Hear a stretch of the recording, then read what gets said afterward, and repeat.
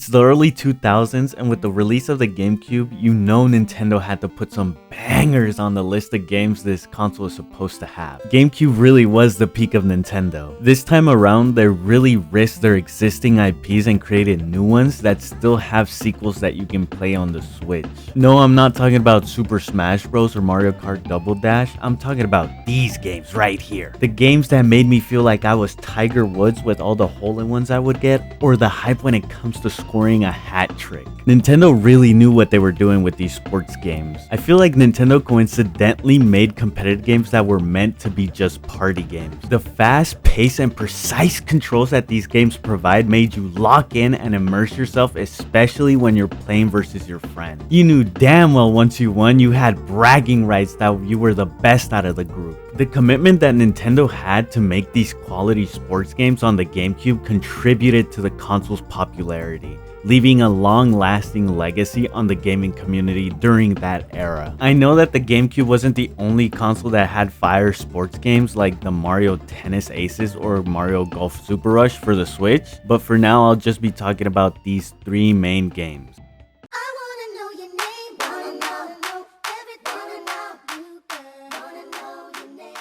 Mario Power Tennis is the third installment in the Mario Tennis series and the first to introduce power shots in a Mario Tennis game. Instead of just having basic moves like top spin, lob, and flat shot like the tennis game in 64, they gave us a lunge move and a way to cancel charge shots. But the biggest control was the offensive and defensive power shot. This changed the whole game. In order to get any of the power shot moves, the racket has to be glowing, which means you have to be hitting the ball and actually playing instead of just standing there like a bot.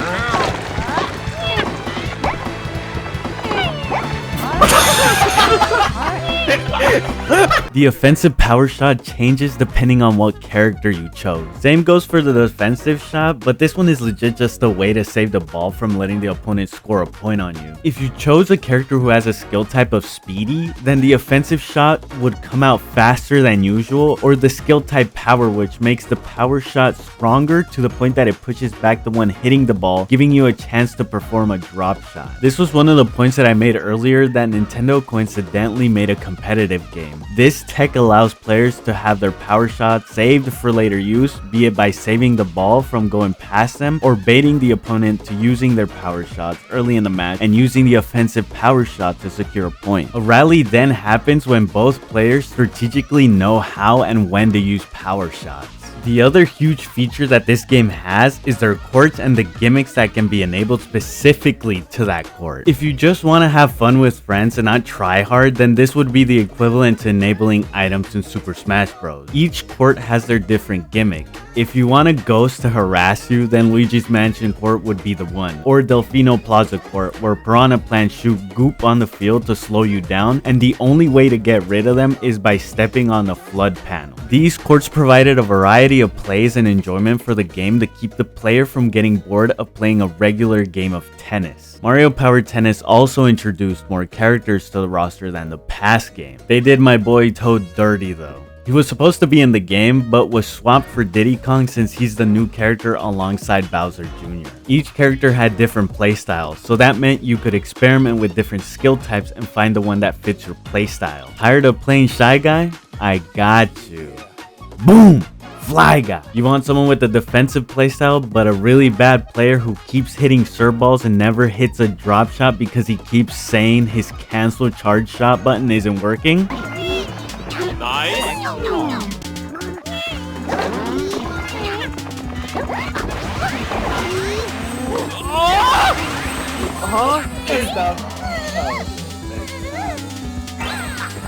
Let's go. Oh.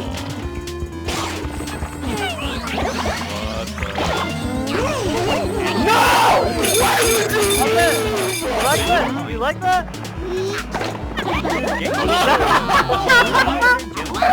Oh my god! He actually threw me Then Wiggler is the pick. Overall, the game just gave tennis a good name by giving it a gimmick and power shots to keep the player entertained rather than just playing the basic tennis game. There's mini games too, but those aren't really a game changer, it's more like a ball practice. Also, they were supposed to introduce a new character in the Mario world called Wall Peach, being the counterpart of Peach, but was later removed since they didn't have another character to pair her with, leaving Wall Peach forever stuck as concept art.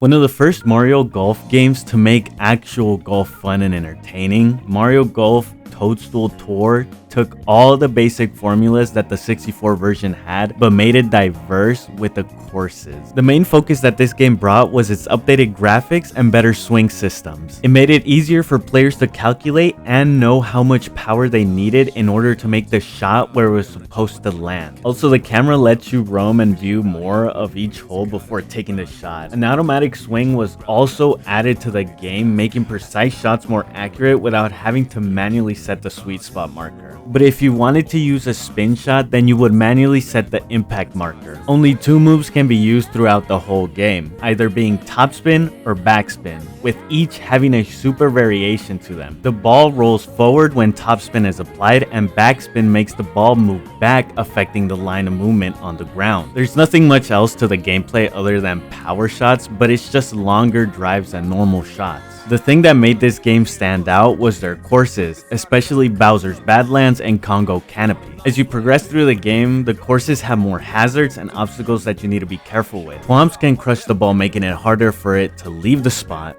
Womps can cause the player a stroke penalty, and Bomb-Omps explode, making the ball fly backwards, stopping all the progress you made. Congo Canopy didn't have any obstacles though, it just had my heart racing the whole time trying not to make the ball fall from the course. Of course, this game needed game modes like Stroke Play to see how you could get the least strokes to win, or Ring Shot where you have to hit the balls through all the rings and finish the hole in par or better. Without these game modes, the game would just be another generic golf game. The characters are the same as the tennis games, except you can play as 2 different Bowser Jr.'s and Birdo. Did I mention you can annoy your friends with taunts too? You can spam these, by the way. Mario Golf is a fun way to turn your brain off and enjoy the golf course while having a conversation with your friends, turning it competitive midway through.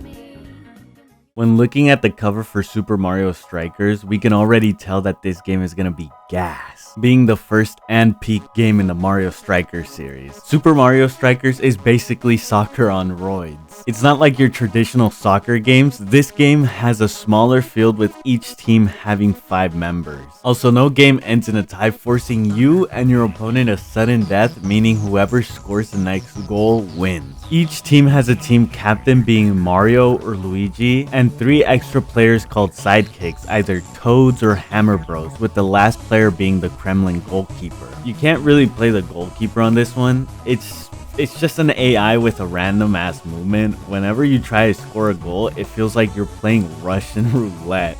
You don't know if the shot will connect or this dude becomes the god of blocking goals. Yeah, I'm playing for real now. Okay, what? You're gonna lose the 3rd time, buddy. What? Look at that. Boom. Yeah, The only time you could control him is when he has the ball in his hand. The soccer field has an electric wall that electrocutes players who are tackled or hit by a power-up towards the wall, stunning them for a short period of time. There is no such thing as throw-ins, goal kicks, corner kicks, or even a referee. Everything goes in this game. The gameplay consists of shooting, passing, slide tackling, and tackling. There's also deking, but that one doesn't matter since the matches go pretty fast to the point that you have to pass the ball once it touches the player. Passing and shooting the ball have 2 alternative moves: on the ground or lob. Not gonna lie, the only move I know is just lob passing the ball. It makes the game super fast paced, but it does have its downside, as well as just regularly passing or shooting. When lob passing, most of the time the opponent has a chance to tackle you, and passing the ball normally on the ground allows the opponent to slide tackle you, either hitting you or just stealing the ball. Getting closer to the goalpost can trigger a perfect pass, making the trail turn green and slowing down time. Shooting the perfect pass can stun the goalie, giving you a free goal if you follow it up.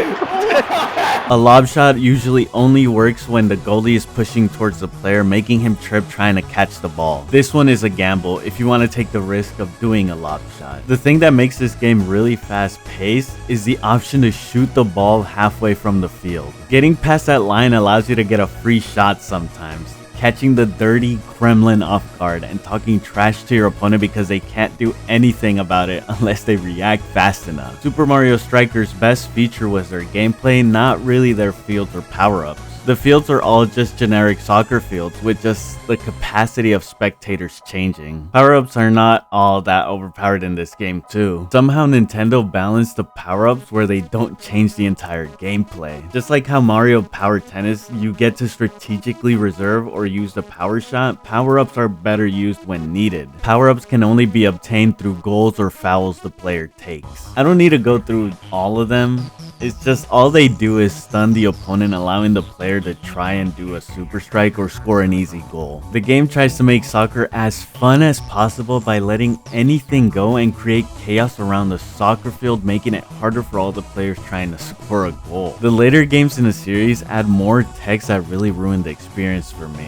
When I want to play a high-paced, easy, simple game without adding the extra stuff, I would just play this.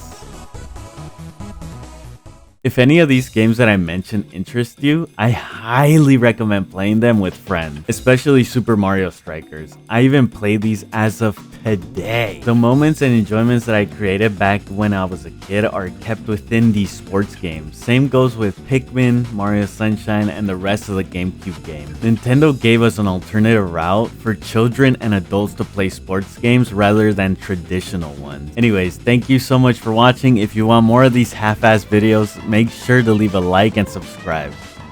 Later.